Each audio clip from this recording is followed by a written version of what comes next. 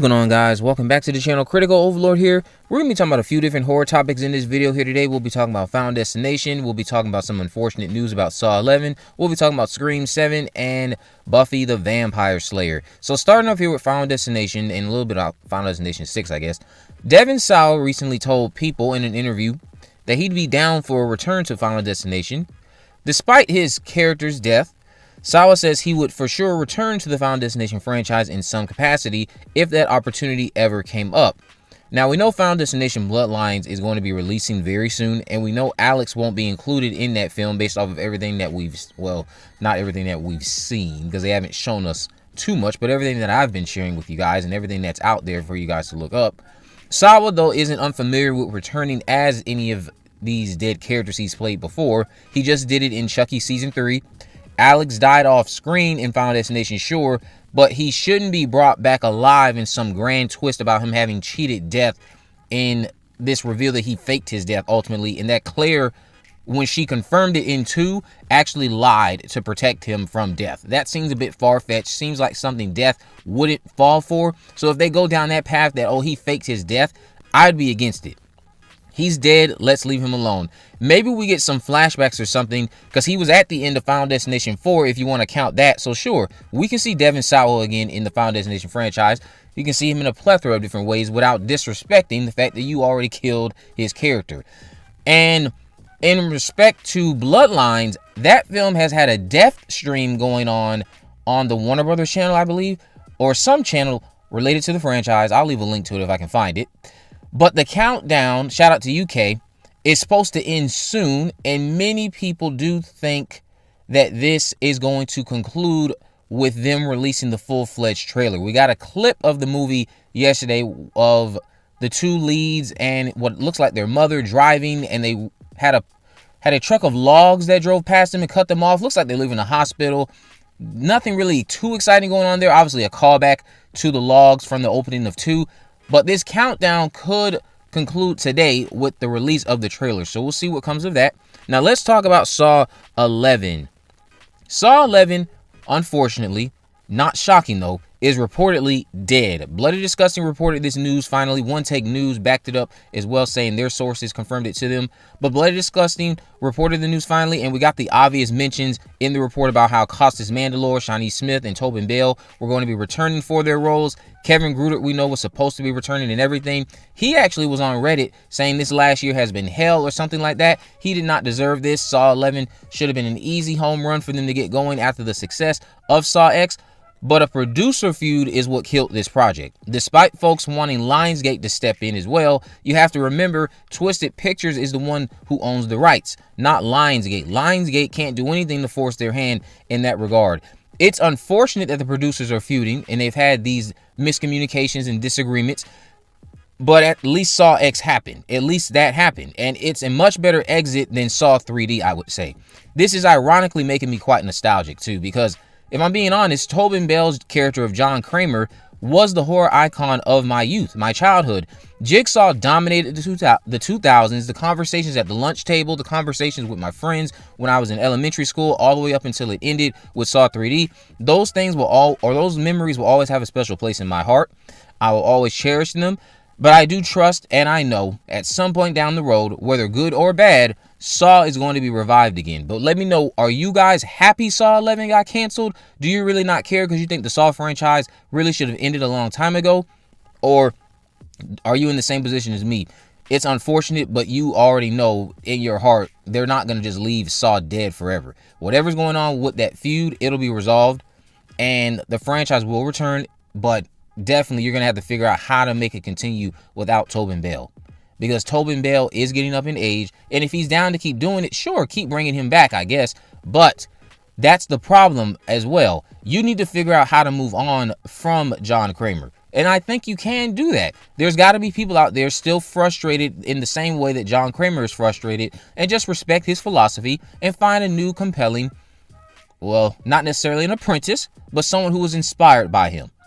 Now let's talk about Scream 7. So Scream 7 is rumored, according to Scream News and some other pages, rumored to feature Chad and Mindy working for Gale. I want to draw attention to that because I also want to preface this by saying, no, I did not know this when I originally was theorizing that Chad was going to be Gale's cameraman. I promise I did not know that. But it would appear that Chad is going to be Gale's cameraman and Mindy is going to be working for Gale in some capacity too. Now, you could argue that that's far-fetched, not realistic. I disagree. With the movie having a time jump, who knows what path they ended up taking in their college career. Maybe they took an interest in news coverage or something, or journalism. There's so many different avenues that could have changed between what happened in Scream 6 to where we are now that would explain why they are working with Gale. I feel like people just want to call it random because they think that Chad and Mindy, for whatever reason, should always be tied to Sam and Tara. And yeah, you can do that if you never want to write anything outside of that, but they are different people. They can have different life experiences, and that can connect them with people that have been brought into their life. Gale is a character that has been brought into their life courtesy of what transpired in Scream 5 and Scream 6.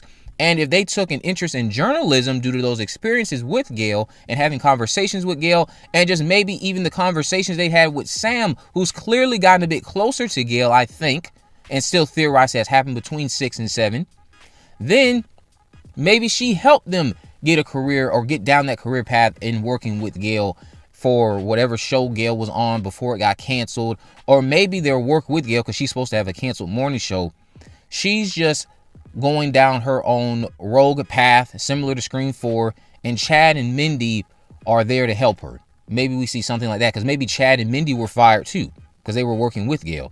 But we'll see if any of this is true. Do you guys think it's a good path to take, having Chad and Mindy working with Gale? Do you think that's too far-fetched and unrealistic? Let me know why or why not down in the comment section below. Last thing we're going to talk about here is going to be Buffy the Vampire Slayer, that sequel series once again. Sarah Michelle Gellar recently, in an interview with Glamour, reflected on Buffy the Vampire Slayer, the OG show, being quite inclusive when it comes to men, something I know is going to make so many people listening happy because of how you think men are treated in shows today.